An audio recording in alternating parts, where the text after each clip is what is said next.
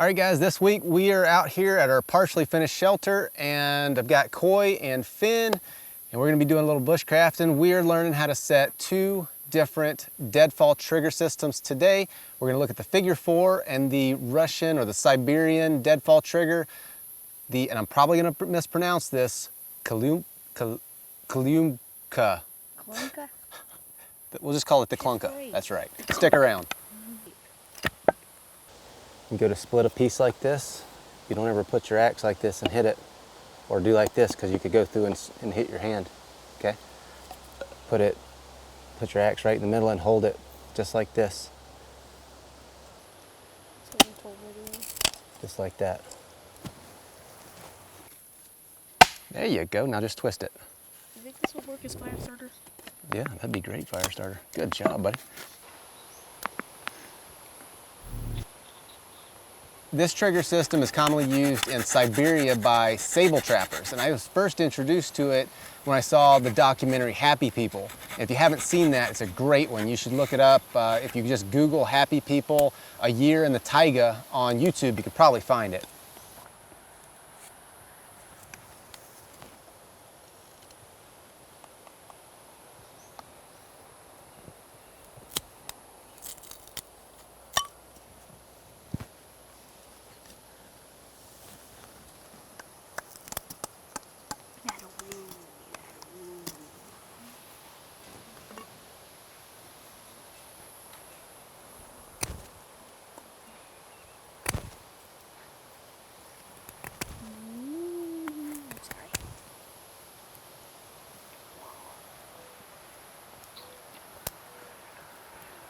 Move your foot, Finn. Move your foot.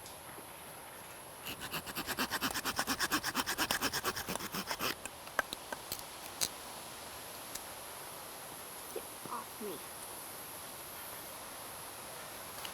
Don't like. Move your feet off the stump, please.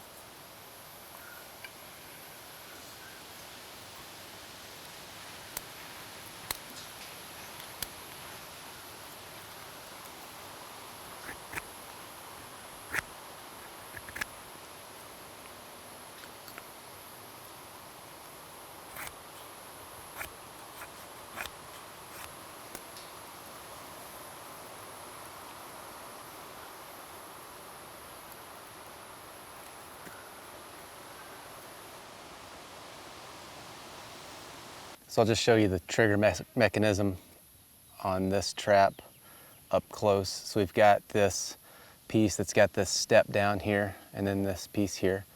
We've got another piece that's got about a 45 or so cut on the end. That fits right in there. So you've got the flat part to the flat part. And then you've got your trigger stick with a little notch in there. And so that just fits right on there just like that. And that's it, it's set. And it doesn't matter which way, you can put it on there one way or the other. Doesn't matter, whatever works best for you. See there? Yeah, and then something in the slot. And you got them. So, let me see. Yep, that's right. You put a little pressure on there. And you put your bait on that stick. Right here? Yep.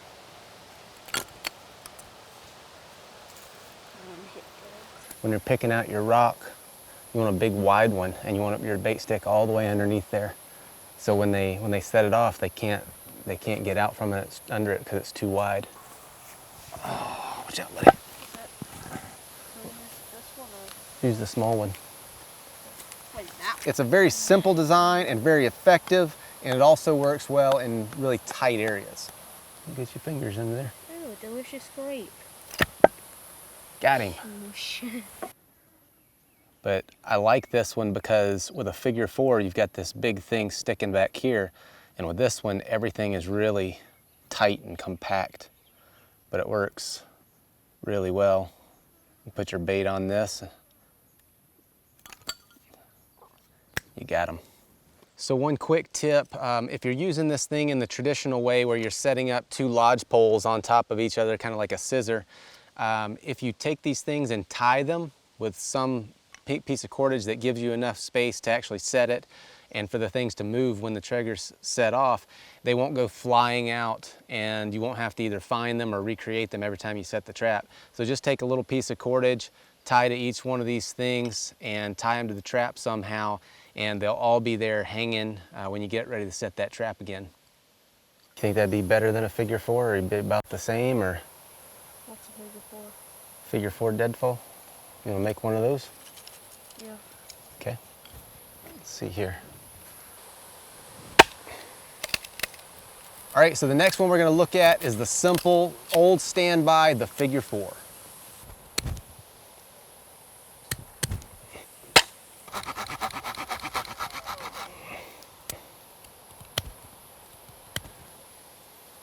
See that?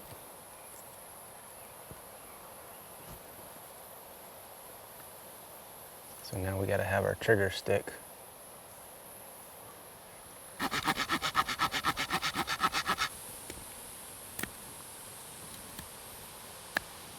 So look, you gotta figure out about how far you need your, you need to put a 45 on that.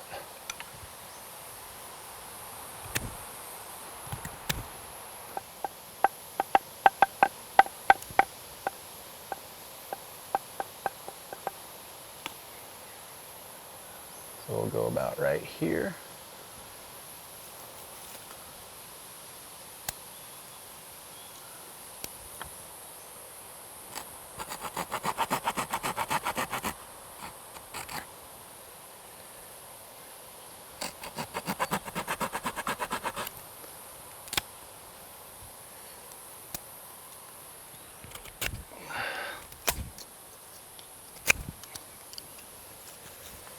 So now, all right, so to set this one, we've got this notch here, which goes right there. And then we've got this notch that fits into there. And that one fits there. Put a little bit of pressure on that top stick. There you go. So if it's too hard to trigger, this little thing right here, you just slide it out just a wee bit. You know what I mean? So you'd slide it out just so it barely catches if it's too hard. So you can set the tension on this one. There you go. Ow.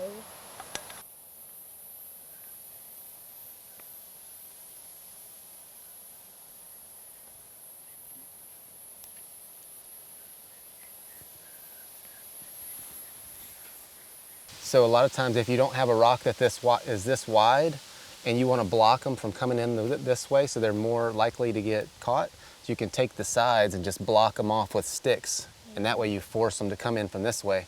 Because a lot of times those little mice and stuff are really fast.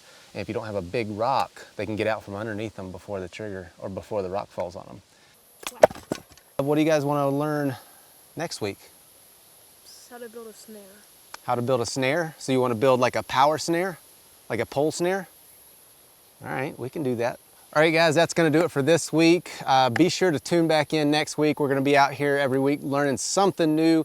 Hunting, fishing, bushcraft, survival skills, all sorts of fun stuff in the woods. So subscribe and we'll see you next week.